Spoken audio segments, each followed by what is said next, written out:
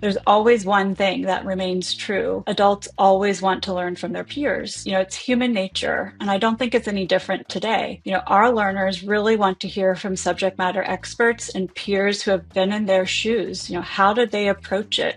What lesson did they learn? There's just no replacement for asking a peer or someone who has been there and done that, no matter what that is. So with all the technology available to L&D today, we can bring learners together across the globe, across different industries in synchronous or asynchronous ways to create a really relevant and engaging environment that makes learning effective. Hey, Allison, I'm really excited to have you today. It's been really great to get to know you since meeting you at a recent Seattle Exchange event. And thanks for taking the time to share some of your perspective. Thanks for having me, Vince. I'm really happy to be here and to share more about what we're doing at UKG. Awesome. Well, one of the reasons why I'm so excited to talk to you is UKG is an organization that really has to drive impactful learning at a massive scale, and that is very difficult.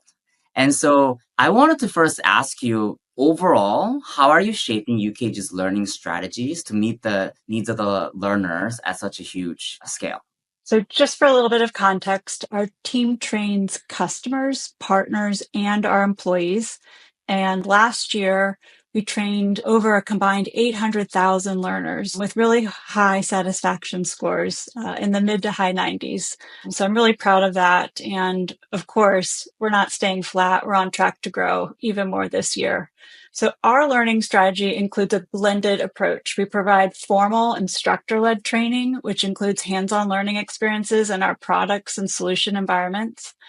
We also provide on-demand, self-paced courses that offer really flexible, asynchronous learning options, even micro-learning in the moment of need. We facilitate peer-to-peer learning and social learning across our customer community ecosystem. And I know we're going to talk more about that a little bit. And then last but not least, we also provide performance support resources. So videos, job aids, online help, and other documentation that helps learners perform in the flow of work. We do a lot, and it's a really exciting time to be in learning. I think we're seeing the future of learning and development, appear right before our eyes. And I can tell you that at UKG, we're really doubling down on learner-centric designs using AI-powered tools and social learning. Interesting. I really love the diversity of modalities you're using in order to meet learners in different ways. And the scale and the satisfaction you're sharing is kind of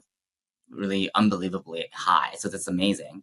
Can you share a little bit more how you selected these different modalities? Like what purpose do they serve in your overall strategy? Well, we're a product company at our heart. And so we want our customers and our solution partners to be successful with our solutions. So first and foremost, we provide, formal instructor-led training to make sure that everyone, using, administering, developing around our product, they know it inside and out, and they're really comfortable with it and integrating it into, their cloud environments.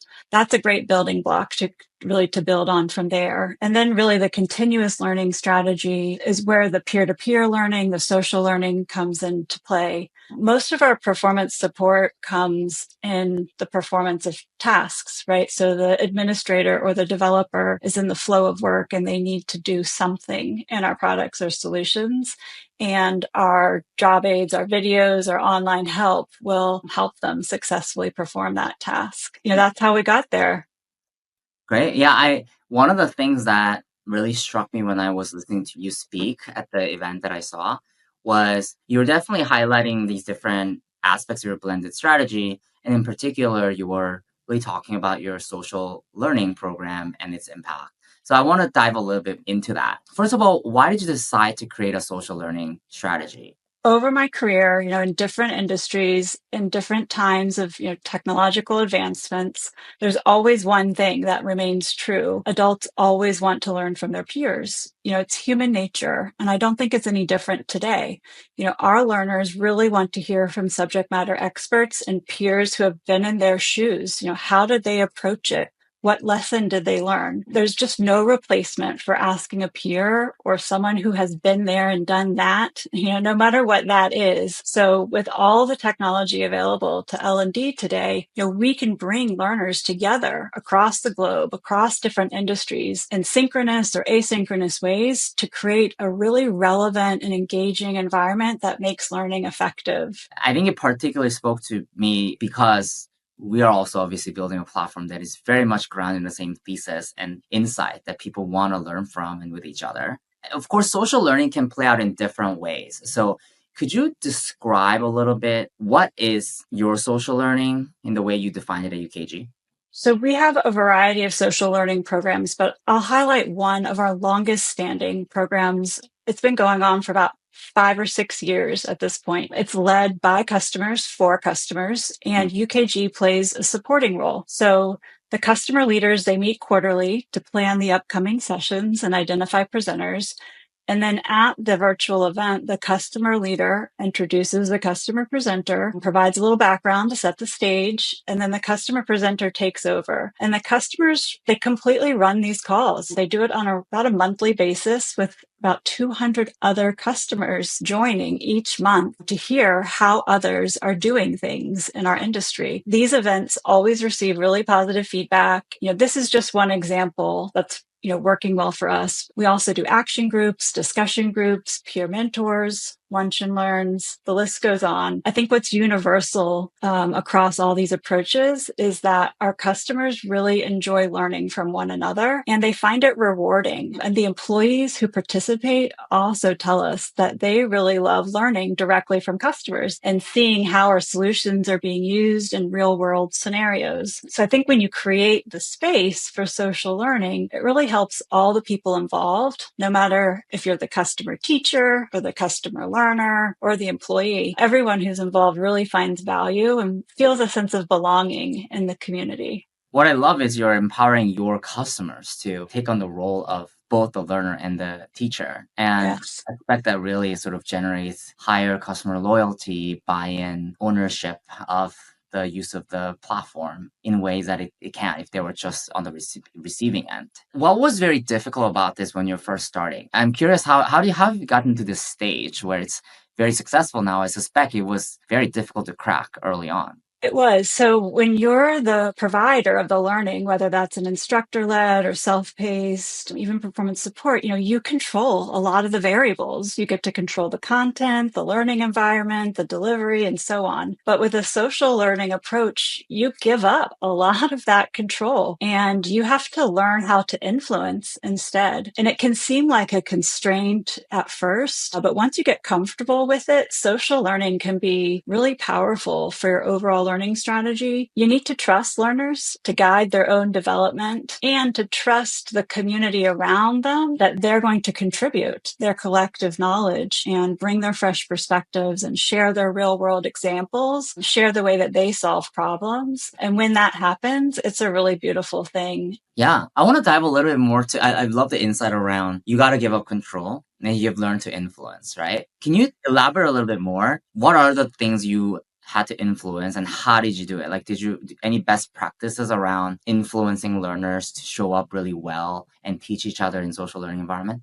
So some of the things we did early on was figure out, what do we want to achieve out of this and then back into those outcomes. So if we wanted to show a new way or a different way that customers were using our products and solutions, then we would make sure that, that was the primary focus and that we were crystal clear when we were talking with customers who were planning to present and then also customers who are planning to attend. That was the purpose. If we wanted to show a vertical specific use case, so maybe how they're using our solution in manufacturing or in healthcare or in retail, we made it really clear this was the objective. So I would say start with the end in mind and try to let go of some of the little things because you can't control all of those and you need to focus on what's important. Identify what that goal or what that outcome is that you want to achieve and then help everybody rally around that. Make sure the presenter is showing up to speak about that, make sure they feel confident with the content that they have on that topic. We've offered to have SMEs at UKG review their content and then make sure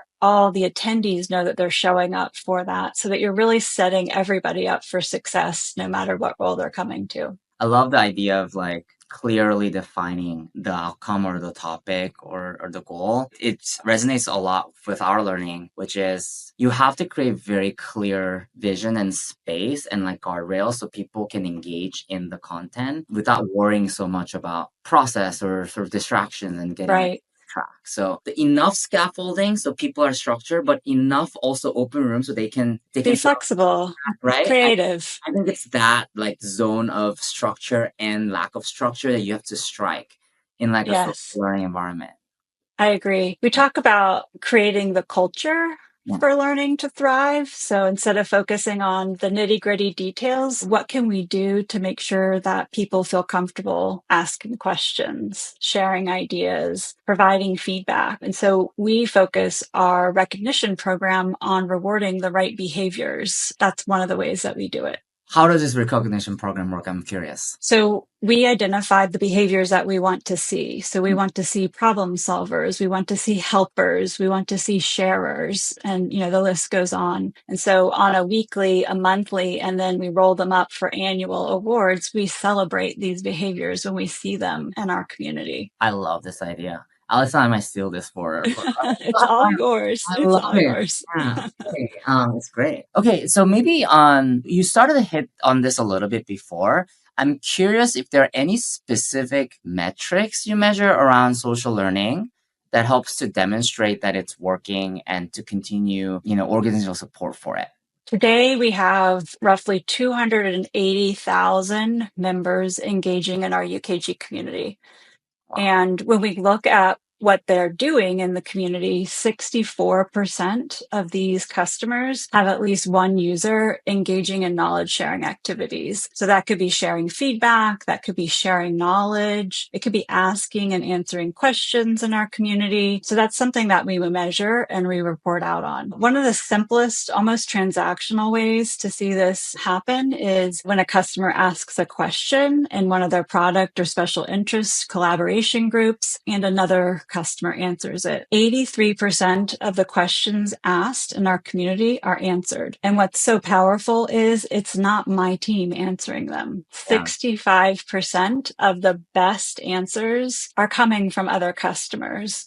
So Yeah. that really speaks to how generous the community is now at sharing their knowledge and helping each other learn and be successful. That's amazing. It seems like you've really tied customer engagement and like the loyalty behaviors to the learning program such that it's tied to product and like business strategy and outcomes and probably retention as well. Of course, every learning modality has its pros and cons. What do you find is limitations of social learning? And are you tackling any of those or do you accept them as limitations and use social learning only in certain contexts? We talked a little bit about the control, giving up control and learning how to influence. So in addition to that, I think it can be difficult to measure and evaluate the impact of your social learning program. So we took kind of a good, better, best approach. So, starting simple by tracking participation and engagement. And then we started to measure the impact of the learner performance and the business outcomes. And then, of course, you always want to have a method to collect feedback and identify areas for improvement. I think that's probably the second challenge that teams have to overcome. You have to prove its value to continue to get the organizational investment in it. Yeah, for sure. Beyond what we share so far, is there any 1 to 2 best practices you would recommend to people who are thinking about making social learning work in their own context? I would really double down on some of the things we've already talked about. So, learn how to influence and give up control. Focus on creating the culture. Whatever your social network is, really focus on creating the right culture there. Reward and recognize the right behaviors and make sure that people feel comfortable showing up, sharing and asking questions. And then find a way to measure and evaluate the impact so that, you can keep going and hopefully building on it with the organizational support. Okay. Love that. I wanted to expand the conversation beyond social learning and generally around human to human learning, where learning is happening through human interactions, right? I know you have some perspective around what does that mean in the age of AI. Maybe I want to step back and say, one, how would you define human to human learning? And why do you think it's important? I heard this anecdote. It was actually at the CLO event, and I think it describes why I think this human to human learning is important, especially in the era of AI. So I don't know if you remember, but he talked about the difference between intelligence and wisdom. So intelligence is the capacity to learn, to understand, to apply knowledge, basically the ability to do things, to solve problems. Intelligence is really about knowing. And then wisdom is the ability to use knowledge and experience to make decisions. Wisdom is knowing which course of action to take under which circumstances. So wisdom would be more about knowing how or when. And so an AI solution is highly intelligent. It can tell you that a tomato is a fruit and not a vegetable. But if you ask AI to make you a fruit salad, it's going to put a tomato in your fruit salad. So it takes the wisdom of a human to know that you don't put tomatoes in a fruit salad. You put melons, you put berries, you put grapes, but not tomatoes. To get back to your question, I think sometimes learners need intelligence, and AI is a great solution in those use cases. And other times learners need wisdom. It could be from institutional knowledge. It could be moments where they need to have a growth mindset or a global mindset. It could be how to choose the right decision based on a corporate strategy or a bigger picture. And today, humans are the best to share that wisdom. And so I think when you're looking at your learning strategy, you need to make sure you choose the right modality based on what you're trying to accomplish. I just love how you frame that. And I definitely remember this talk. The way that I have been sharing with clients, but I'm also going to steal this line from you because it's so I've been, telling people, look, the world is going to need more and more higher order skills. The roles where you tend to be more of an order taker is going to get taken over. Because to your point, if you're an order taker, you're not deciding how and when, you're just doing the what, right? Yeah. But what you need is more and more people to have the judgment to know what, but then use them how and when effectively, which means they need to be higher agency, have higher critical thinking, judgment, and so on. That is the thing you have to really teach people. And I agree with you that learning really happens human to human, where people are discussing their approach and what they've experienced and share their experience beyond a system telling you what best practices are. So I love that. Okay, so in the age of AI, I'm curious, what are the different kinds of human-to-human learning you have in place or you're experimenting with now that AI is coming to life and it kind of is changing different types of learning you can do with people? So we're using human-to-human learning with a lot of our onboarding for that role-specific insight and to how to be successful in that role. We're also using it for high-stakes topics like how to run and manage payroll. So things that you want to get right, and you want to make sure that the learner understands not just the surface kind of task level, but why they're doing it that way and what's going on in the background, and that they're there to answer questions with context from their lived experiences. Interesting. I would love to dive into a little more on the role specific ones that you mentioned. Can you give me an example of one of the roles and how this human to human learning is playing out to support onboarding? Sure. So on our team, or at UKG, our team provides onboarding for a number of roles across the organization. As you might imagine, everybody needs the same foundational skills. But our implementation teams, the teams that are engaging with customers to implement our products, they need different skills than the teams who are engaging with customers to support the products or to develop around the products. So we need a human, in this case, an instructor, to make sure that they're applying the standard curriculum in a tailored way and that they're available to answer questions, based on their experience and their broader understanding of what's needed to be successful in those roles. Interesting. Let's push the thinking here a little bit more. Why don't you use just an asynchronous online e-learning courses tailored by roles or things like that to just give to different people of different roles and sort of give them a little bit more personalized path based on their role? Yeah, so we do a learning path, and there are asynchronous points to give them, for example, the happy path of how to perform something. But what happens when that goes wrong? So we give them a hands-on environment to do troubleshooting or to try to unwind an error and diagnose it. And that's where they really need that instructor coach coach and guide to help them develop the right thinking patterns to troubleshoot that in real life. As you were sharing, I was sort of like nodding because it's aligns super well with what we are seeing also. One of the ways that our sort of group learning works really well is teaching people, to your point, troubleshooting in harder contexts. Like, what if something goes wrong? In these circumstances where the standard operating procedure doesn't quite work and you have to exercise your critical thinking and judgment muscle to figure out what the right thing to do is, then people need to build like thinking patterns and understand principles and then apply in real time how to do it. And to your point, you can't teach those skills until people literally get to flex those muscles. That's right. And the best way to get people to actually try and flex those muscles is in the human to human environment. And so it seems like you're also like naturally the human to human is like coming out to be useful in those contexts for you too. It is, yes, you're exactly right. Interesting. And what do you think about, there's a lot of new types of skills that are required or older skills that are becoming increasingly required in the AI era. How are you thinking about how those skills intersect with human to human learning? Yeah, so I think we need to have more intellectual curiosity. We need to be more comfortable being a lifelong learner and really have that interest and curiosity to learn more, about whether it's about AI or about the recommendation that came out of the AI agent. We need to be asking those questions. And then we also need to be, like, as L&D professionals, curious to how we can use our talents to make a bigger impact for the business.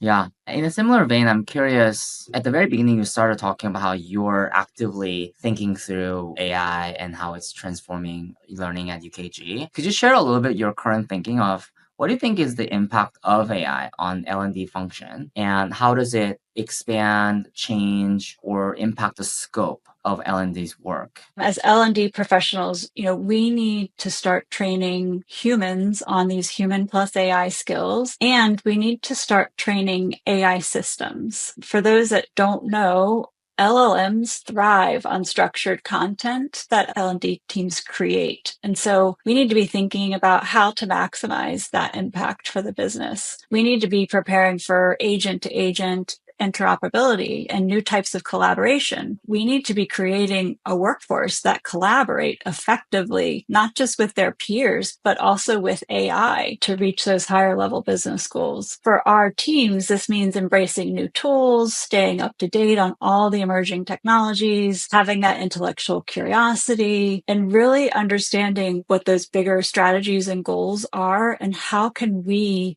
elevate our function? How can we have a bigger impact? And if it seems, far out, like in the future, it's really not. So our team started training AI solutions a couple years ago, and there's no end in sight. It's keeping us just as busy as training the human learners in our ecosystem. And I do think when we do it well, it really helps elevate, the impact that my team can make beyond traditional learning. It creates more excitement in our space too. I love that. Yeah. And have you seen shifts in the types of topics that your team is being asked to train, whether it be like much more, there's a lot of talk about human skills and power skills, but I'm curious if you're seeing a general like shift in demand for the kinds of learning programs. Seems like more demand. It's a lot of the same skills, but just more demand. I think everybody's getting the memo that, your formal education didn't stop when you got your degree, that you need to really subscribe to being a lifelong learner. And so we're getting more and more demand from all parts of the business and from all of our learners.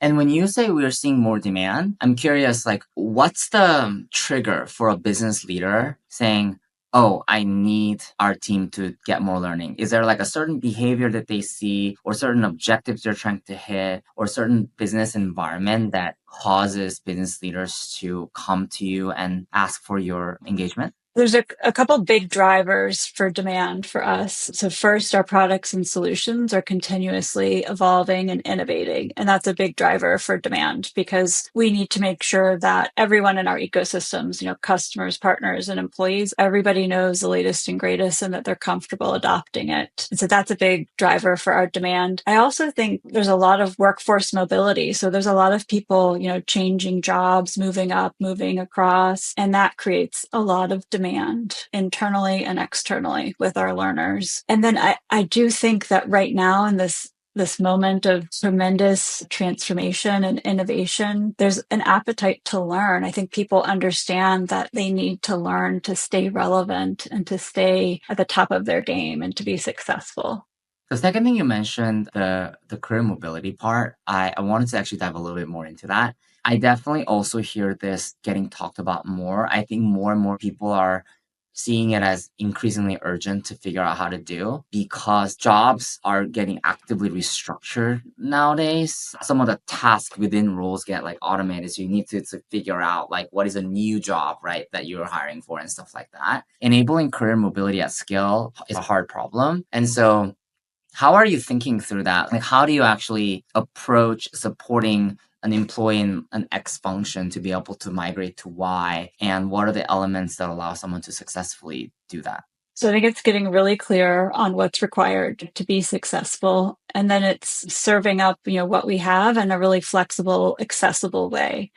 So we use, training paths and learning journeys where we stitch together, whether it's an online course or an instructor-led course or a micro learning, a video, we stitch these together to make sure that the learner knows exactly what they need to do to get from where they are to where they want to be. And are you seeing certain mobility, like from specific roles to another specific role, particularly playing out a lot, or is it very all over the place? Yeah, I think it's really all over the place. Yeah, I suspect like we're not yet at a stage where there's like clear patterns emerging, but it's something that I'm certainly talking to clients about and trying to monitor because we want to be able to, as a society, support like these dominant career transitions that are actually happening and helping people succeed there. As a kind of final ending point, beyond what we already covered, anything else you've seen as best practice you'd like to highlight on driving learning at scale? It could be either senior professionals who are already in learning, or you could also even think about people who are kind of getting started in the learning path. I'd be curious if you have any pieces of advice. There's certainly transformation happening, in corporate learning and development. It's a very exciting time to be in this space. It's about so much more than the cool technology.